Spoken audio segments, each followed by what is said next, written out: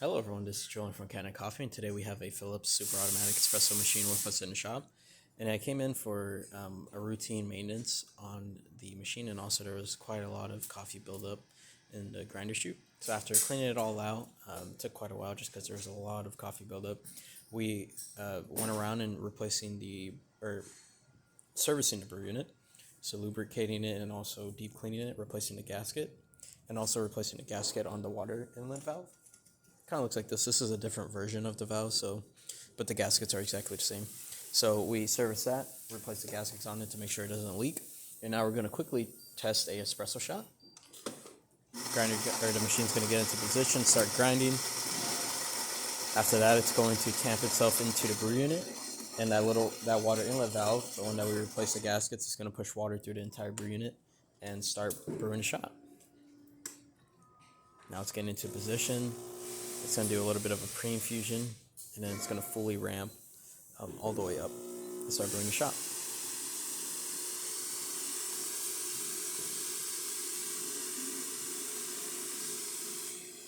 We also did cleaning cycles into the machine so that you could clean these inner spouts and also all the hosing that goes into that.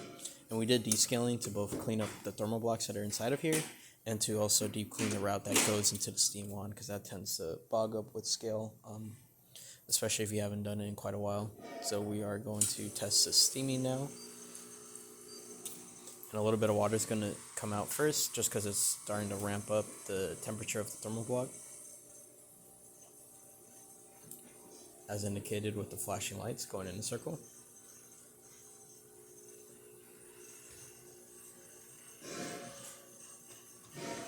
Pump just kicked on, so now it's going to be pushing water into the steam wand. Now it's making steam. And of course, the more you allow it to heat up, the more dry it will get. But naturally, these machines do get a pretty dry steam just because they are using the thermal block system. So we're just going to turn it off here. And yeah, that's about it for this repair. If you like this video or any of our other repairs on our channel, leave a like, subscribe, hit the bell. Thanks for watching.